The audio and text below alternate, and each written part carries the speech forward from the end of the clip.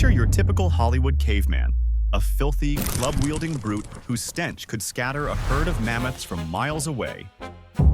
We've been fed this narrative for ages, that before the invention of scented soap, humanity wallowed in filth, literally caked in eons of grime. But let's apply a little common sense. How long would such a slob actually last in the brutal arena of natural selection? Evolution is a notoriously picky mistress, and she doesn't tolerate unnecessary risks. In prehistoric times, parasites, infections, and skin diseases served as the ultimate filter. If you didn't practice basic hygiene, you simply didn't live long enough to pass on your genes. Our distant ancestors weren't doing it for the aesthetics. They were survival geniuses. For them, cleanliness wasn't a matter of social etiquette or fancy body wash. It was a brutal biological necessity. Contrary to popular belief, prehistoric humans didn't live in squalid, stinking heaps of garbage. Archaeological finds from Paleolithic campsites reveal striking levels of organization. Sleeping quarters, food prep areas, and waste disposal sites were strictly zoned. This wasn't about playing host or keeping up appearances. It was an instinctive understanding that living in your own waste is a fast track to a deadly epidemic. So, how did they manage without hand sanitizer? The answer lies in nature itself. Rivers and streams provided the ultimate natural rinse. Sand, clay, and wood ash served as prehistoric scrubs, stripping away grease and grime. And let's not forget our steadfast allies, the microbiome. An ancient human's skin barrier was teeming with beneficial bacteria that literally ate pathogens for breakfast, keeping harmful microbes at bay. We've grown soft on sterility, but for our ancestors, the immune system was a battle-hardened warrior, forged through constant contact with the elements. What's more, their zero-sugar, zero-processed food diet spared them the bodily odors we take for granted today. The sweat of a healthy hunter-gatherer living on roots and fresh game smelled nothing like the musk of a modern office worker fueled by fast food. If you were to hang out with a Cro-Magnon, you'd probably be surprised by the total lack of any pungent BO. Here's the real kicker. If hygiene was the key to survival, at what point did we decide that cleanliness wasn't a biological tool, but a social status symbol? And why is it that today, with endless hot water and chemical cleansers at our fingertips, we feel so much more vulnerable to microscopic threats than our bearded predecessors, who had nothing but river water and common sense? Maybe we got so obsessed with the war on germs that we forgot a species' true strength doesn't lie in being sterile, but in knowing how to coexist with bacteria. We'll get back to this paradox when we dive into an era where cleanliness became a literal religion, and dirty fingernails could cost you your head. Have you ever wondered why our ancestors never suffered from pollen allergies or broke out in hives from every minor scratch? The answer lies not in some superhuman constitution, but in their tight-knit friendship with trillions of invisible neighbors. In the Paleolithic era, humans had never heard of antibacterial soap, and that was their greatest evolutionary edge. Think of skin as a bustling metropolis. Pores are the streets, and communities of microorganisms are the residents. This microbiome acted like a private security firm, patrolling the epidermis 20. Good bacteria held all the strategic high ground, leaving zero room for pathogens to set up camp. Today, we've made a fundamental blunder by declaring all-out war on every living thing on our hands and faces. We use harsh body washes that strip away not just dirt, but our personal force field. As a result, the body's surface becomes a sterile wasteland, ripe for weeds like pathogenic fungi or aggressive viruses to take root. Deprived of its daily workout against harmless bacteria, the immune system gets bored, goes haywire, and starts attacking its own body. It's like an elite SWAT team that, with no actual criminals to fight, starts firing on innocent bystanders just to have something to do. Our ancestors lived in constant contact with soil, animals, and wild plants, constantly trading microbes. This was an ongoing education for the immune system, a real-time update to its antivirus database. The sterility we strive for is a comfort trap. We've built an environment that breeds stronger pathogens while rendering our own defenses sluggish and bloated. The paradox is simple. The cleaner we get, the sicker we become. Research shows that people living in close contact with nature have exponentially higher skin flora diversity, which directly correlates with robust health.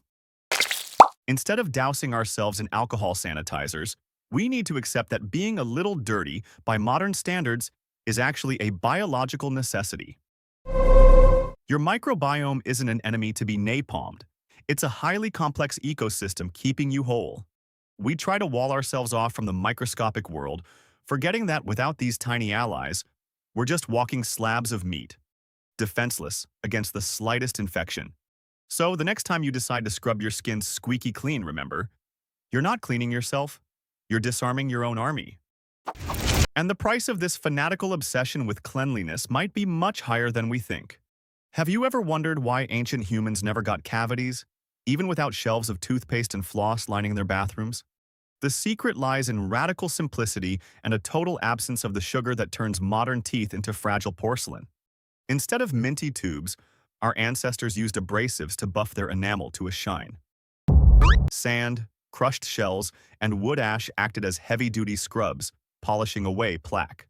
Mineral-rich clay served as an excellent absorbent, pulling dirt from pores like a natural magnet. Lacking running water, our ancestors relied on sheer ingenuity. The darkness, using a mixture of animal fat and ash that turned into a rudimentary soap when mixed with water. This was heavy-duty, eco-friendly skincare. It left the skin feeling raw, but spotless. Now for the best part, oral hygiene. They used bundles of coarse herbs, frayed twigs, and even bark fibers. These improvised brushes doubled as massagers, clearing food debris while boosting blood circulation in the gums. This daily oral workout made their gum tissue incredibly resilient. Modern dentistry often just patches up symptoms, whereas the prehistoric approach focused on prevention through raw mechanical action. Parasites, however, were a constant plague, making pest control an endless quest. They used caustic plant juices, rubbed aromatic resins into their skin, and held regular inspections, turning the removal of uninvited guests into a bonding grooming ritual for the tribe. We live in an age of sterility, but the paradox is that our hyper-cleanliness can do more harm to our immunity than living in a cave ever did. Imagine how fast your habits would change if you couldn't just buy a grooming kit, but had to scour a riverbank for sand or a forest for healing bark. Yet even with such Spartan care, people still manage to look remarkably decent without a single antiseptic or advertised lotion. So why were their gums healthier than ours? Maybe it's not about the lack of tools, but because we've forgotten how to use what nature provides, choosing complex chemistry over the simple mechanics of survival.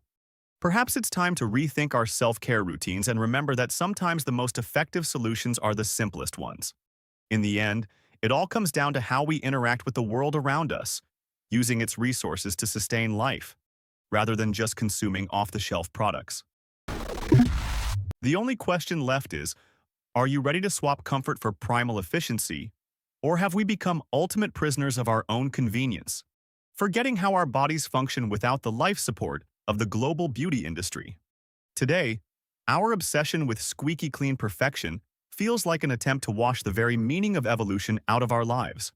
We've turned hygiene from a biological shield into an aggressive marketing campaign, where every tube of antibacterial soap promises immortality but only ends up draining our wallets and our microbiomes. The modern beauty industry sells us fear of our own bodies. We fanatically polish our skin until it feels like sterile plastic, forgetting that our epidermis isn't a kitchen countertop. It's a living ecosystem home to billions of tiny helpers. When we nuke them with daily doses of harsh surfactants, we leave the gates wide open for any unwanted guest. This is the ultimate survivor's bias. We think we're defeating disease, but we're actually just stripping away the natural defenses nature spent millions of years perfecting. Cleanliness has become an unwritten contract with civilization. We've traded our rugged, reliable immunity for the comfort of endless showers and the sweet scent of synthetic fragrances masking our true nature. We've become hostages to sterility the moment we step out of our comfort zone. Our bodies panic at the sight of ordinary dust or microbes that our ancestors lived with every day. The side effects of this progress are allergies, eczema, and an endless cycle of cosmetic treatments designed to fix what we broke in the first place.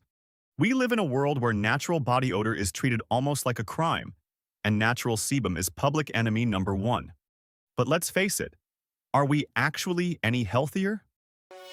Or have we just gotten better at hiding our vulnerability under layers of expensive creams? We are standing at a crossroads. Are we ready to admit that this exhausting marathon for perfect cleanliness has gone too far? Or have we already passed the point of no return, doomed to remain prisoners of a mindset where every bacterium is a catastrophe and our natural microflora is just an annoying obstacle on the road to perfection? Maybe it's time to stop waging war on our own skin and start negotiating with it before we turn ourselves into sterile creatures whose very survival depends on the next trip to the drugstore.